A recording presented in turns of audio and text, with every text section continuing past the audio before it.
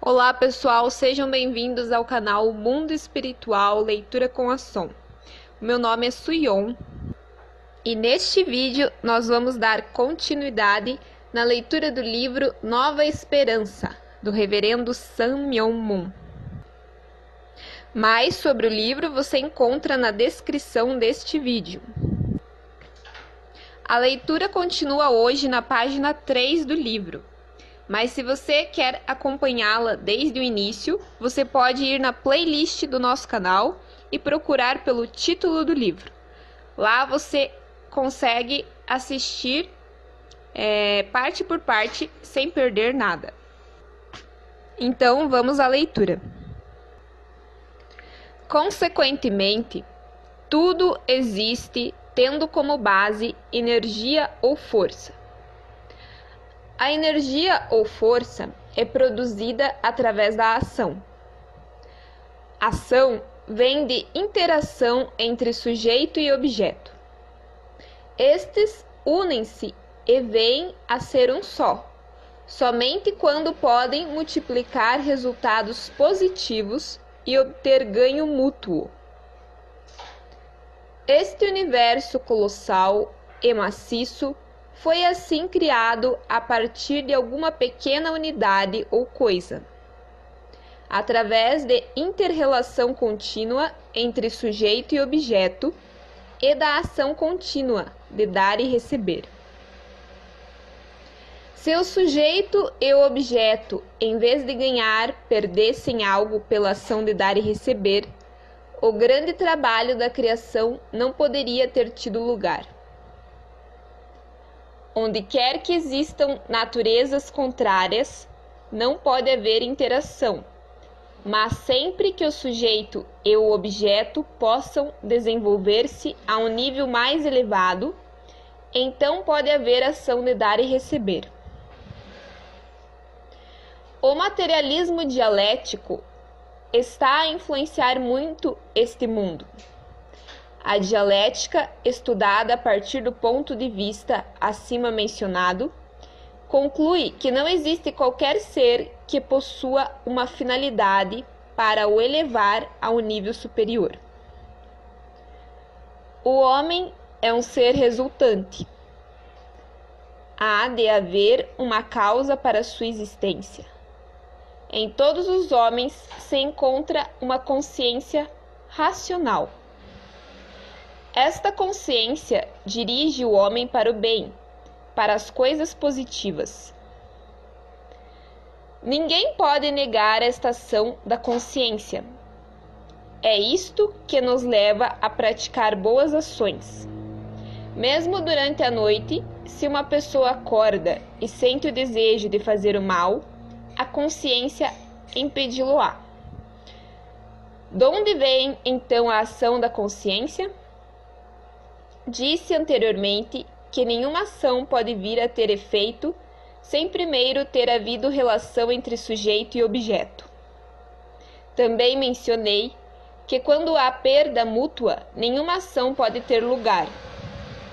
Disse também que a ação tem lugar quando sujeito e objeto ganham mais, entrando nessa relação, do que anteriormente.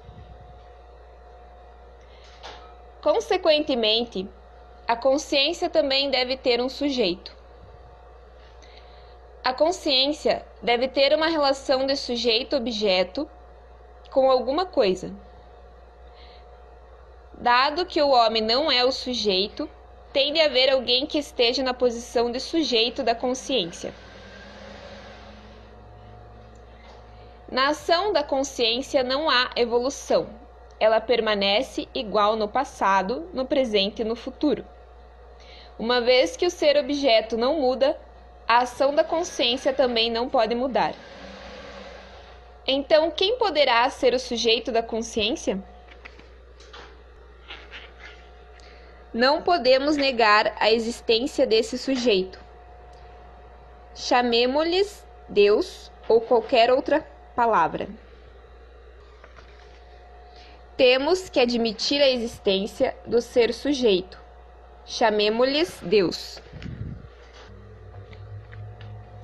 Agora vamos pensar na existência de Deus num outro aspecto. Todo o efeito depende de uma causa. Se observarmos o nosso corpo físico, nós vemo-lo como um complexo misterioso. Creio que milhares de médicos têm estudado a estrutura do corpo físico do homem e, por se terem debruçado sobre uma pequena parte do nosso corpo, eles recebem o respectivo diploma. Eles não criaram esse corpo, eles somente descobriram alguns fatos e depois explicaram as suas descobertas. Se remontarmos à origem dos nossos antepassados, chegaremos finalmente ao primeiro homem. Consideremos este primeiro homem. Ele foi criado, nasceu e existiu aqui nesta terra. Pensais que o homem, antes de existir, tinha conhecimento prévio dos astros ou da luz? O homem é um ser composto de matéria. No entanto, quando começou a existir, o homem tinha olhos para ver os astros e já existia luz através da qual ele podia ver esses mesmos astros. Também sabemos que os nossos olhos pestanejam frequentemente. Se assim é porque alguém sabia que havia calor na terra e que o calor originava a evaporação da água. Por isso, para evitar que se sequem e os conservar úmidos, os olhos pestanejam. E mais ainda, por que é que possuímos pestanas? Pensais que as pestanas vieram a existir sem o prévio conhecimento de alguém que conhecia a existência do pó no ar? Alguém já conhecia a presença do pó no ar. As pestanas existem para evitar a entrada do pó nos olhos. Além disso, possuímos sobrancelhas. Se não as possuíssemos, a chuva e o suor entrariam nos olhos. Para evitar que isso aconteça, existem as sobrancelhas. A nossa face, as orelhas, etc. situam-se na frente, o que indica que o homem foi feito para viver e encarar os outros de frente. Muitas pessoas dizem que o homem veio a existir por mero acaso. Existe ou acaso poderá vir a existir um ser sem causa ou plano? Como é que expressamos ao falar com a nossa língua o que nos vai na mente? Tudo isto são mistérios. O corpo humano pode ser considerado um palácio de mistérios. Estes não podem existir sem qualquer razão ou causa. No entanto, podemos compreender que todas as partes e membros do nosso corpo vieram a existir como resultado de um vasto conhecimento prévio, com o qual nenhum sábio, cientista ou doutor pôde competir. Quem poderá então negar a existência de que alguém que possuía este conhecimento prévio antes da existência do homem? Assim, temos que admitir que antes do homem existir, havia alguém que tinha conhecimento de todas essas coisas e que preparou um grande plano e objetivo ao criar um tal homem. Podemos então concluir que Deus existe na realidade, não isoladamente, mas em conjunto com alguma coisa. Deus pode existir então. Agora vou falar nesta base, que Deus pode existir. Eu acredito que Deus é todo-poderoso. No entanto, ele não pode ser feliz se ele vive isolado. Se alguém ficar fechado num quarto e permanecer só, poderá sentir alegria e felicidade? Não. Então, o mesmo se passa com Deus. Por isso, Deus também precisa de ter um objeto.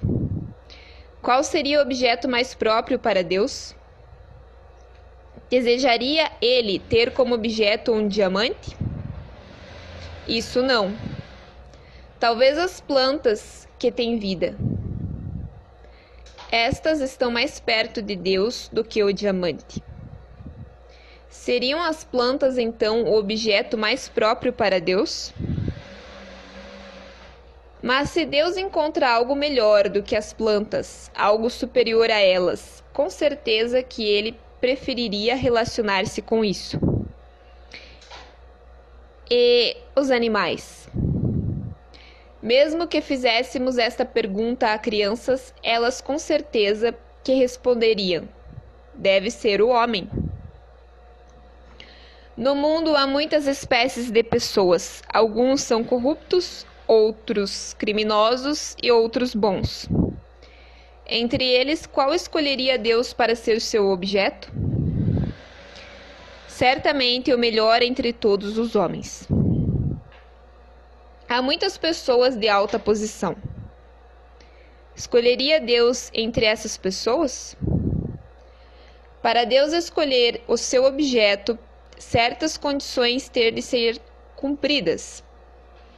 Nós observamos exemplos semelhantes na nossa própria vida, na escolha de amigos e colegas. Também ao escolher os seus esposos, as pessoas desejam o melhor homem ou a melhor mulher do mundo.